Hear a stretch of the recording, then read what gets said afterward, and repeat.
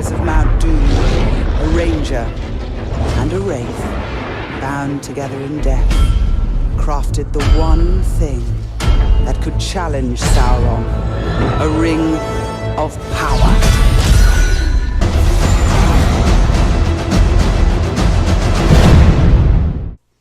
So, Shadow of War. First of all, is it better than the first one? I think so. Now, I'll explain why. First, the story.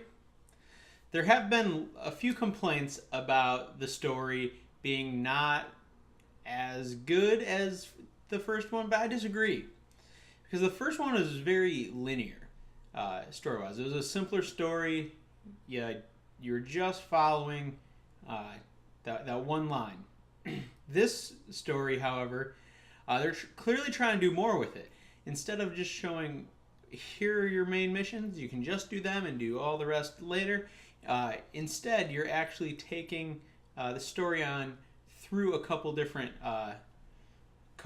ways. Whether it's just the main story that you start off with Gondor, or whether it's the guy, the orc that you first kind of recruit to be a part of you, whatever. You're taking chunks of the story with different groups of people and playing it out with that, which I actually like better than the idea of just one main storyline that you just go on, because it doesn't feel like, okay, all I have to do is this and all the rest is periphery. You do it all and everything is connected. And I think that's just so much better for especially these big open world games, because all of these things would be connected. How you interact with interactions with certain people and other groups, those would all affect the world around you and the story in the end. So, the story, I like it. I think it's actually better because it's more complex than the first one. Hey guys, I wanted to chime in on this one because Lord of the Rings is one of those franchises that's really close to me. I've been a huge Tolkien fan for a while. And one thing I wanted to touch on the story is, while it's very interesting, you need to go in with the realization that Monolith Studios took a lot of liberties making this game. If you are a purist to the Tolkien lore, this game will make your skin crawl if you are not prepared for it. You need to know that going in, and if you can get past that, I'm sure you can find some really great enjoyment here, but it needs to be stated that they take a lot of liberties. Second, the visuals. The game looks great. You have some great kind of biomes in there, and they all look wonderful. You have some areas that are ice and snow and cold. Then you have places that are hot, one could say. You have forests.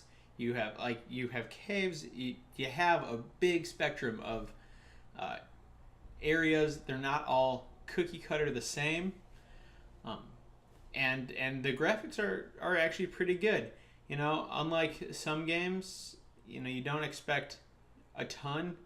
You're not animating each individual hair, so it's not weird if hair is interacting with something else, because it's not flowing and trying to do so many things. Instead, it's a single piece that still looks good. It doesn't clip through things. The only problem I did have was there were a few times on the shoulders where you could see clearly the model for the arm was poking through the front part of the shoulder, which I saw that and was like, that's not good or possible. When deciding to play this game, Jim and I decided we were going to play this on different platforms. He played it on PS4 while I played it on PC, and graphics-wise on the PC, they were pretty amazing.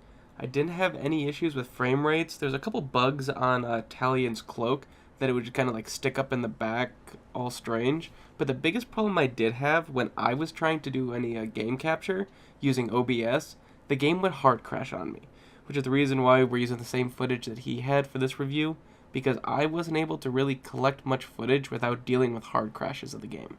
Next, the fighting. Actually, fighting's really good. The combat system is pretty great. You have a bunch of different ways you can attack, whether it is just hitting someone with your basic attack, doing your executions like you did before, or the consuming, or you have like the Elven Fury. You have area of attack. You have different ways to attack different types of people. The big war trolls you have to attack differently than the normal orcs. If the orcs have those big shields, you have to attack them differently than just orcs that have those javelins or just swords. It actually is pretty dynamic with fighting groups of people, especially once the officers get involved, because the Nemesis system is actually better in this game. They made a lot of improvements, and it was good in the last game, and it's just better now. One thing I appreciate about this game, kind of tying back to the combat, is when you're fighting, say, a defender and out of an officer, and you do your dodge move that you vault over them, do that acrobatic. If you do that enough times, they adapt. You can no longer do it, and you have to change up your fighting style, which means when you're going up against higher level officers, you can't just stick to basic tactics, because those basic tactics will get adapted to, and you're not going to be able to use them because you can no longer vault, or you can't use something because that person is no longer susceptible to that, or they get enraged by it, and it just ends with you getting destroyed because they just have ungodly attacks when enraged. Now, one thing early in the game with the officers, they keep coming back to life, and oh my gosh, this pissed me off so much because I killed the same guy 3 times and he kept coming back. Eventually, I was able to end him with an execution, and I haven't seen him again. But if I see someone defy death 3 times again, I'm just going to flip out, because it just made me so angry. I'm like, why won't you stay dead? Anyway, moving on from that. Now, microtransactions have been brought up in video games a lot, and this game is not immune to it. There is the possibility for microtransactions for different loot chests in the game, and I don't think it affects this game as much as some other ones we might find. So, at least so far what I have seen, loot chests aren't totally done through microtransactions. You can get lower level loot chests with in-game currency and doing things like online vendas and online conquests. You get loot chests through that, and as your rank goes up in online stuff, and as you gain points for the online and your reputation there, you do get the Spoils of War chest, which has given me some pretty great things. Also, what I noticed, while yes, you can get officers and training orders, things like that to give to said officers, which are generally pretty good. I know the officers I got in the chest at that moment were higher than I was. I don't see that being a big pull in the long run, because the only time you're interacting with someone else's officers is in an online conquest. But there was nothing that I could see that gave you something special that you couldn't at some point get in the game anyway. One of the training orders I used was one to give a officer a group of archers that followed him.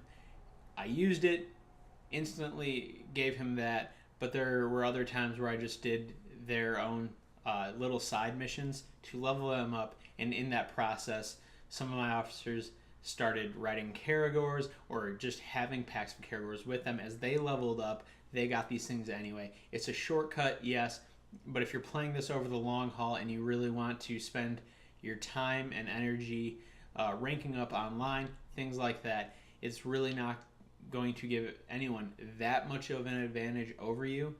So, yes, that system's there, but from what I can tell, it's not as bad as some other games that are going to come out soon are going to be with that. This is where I'm actually be disagreeing with Jim a little bit. I dislike microtransactions on principle, especially single-player games. For these games that we already have to spend at least $60 depending on the edition you get to get the game, we have to then spend more in-game. I just don't think that's right.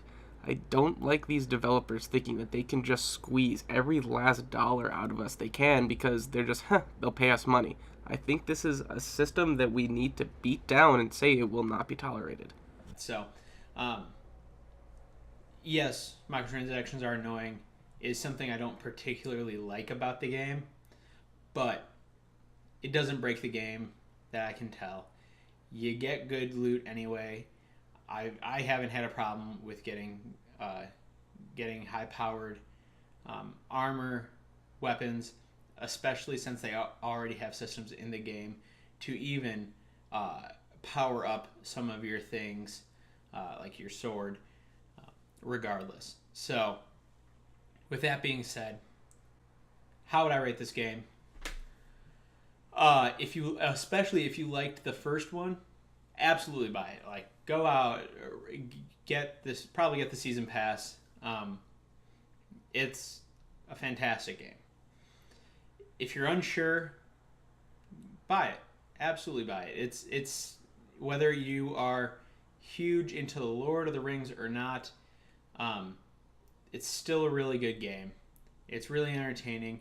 Yeah, you run into a few characters from the previous game, the movies, books, but really this isn't the universe that we know from the movies. So you don't have to have watched the movies. You don't have to have read the books to follow the story. The story is still a good story without all that background knowledge, and you get filled in along the way about what everything is.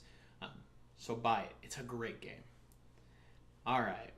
So if you like this video, please hit that like button down below. If you're new here, please hit that subscribe button, and don't forget to hit the bell icon that will allow you to get notifications. If you disagree with me, or you have points that you liked, or nitpicks of yours, go ahead and leave those down in the comments below. We appreciate all the comments, and we read every single one of them, and we'll do our best to respond. Probably like right around here, you're going to see two boxes pop up. One's going to be to a video that I chose, and one's going to be to one that YouTube chose because they think they know what's best for you. So I'm going to trust them with one of the videos. Anyway, thanks for stopping by.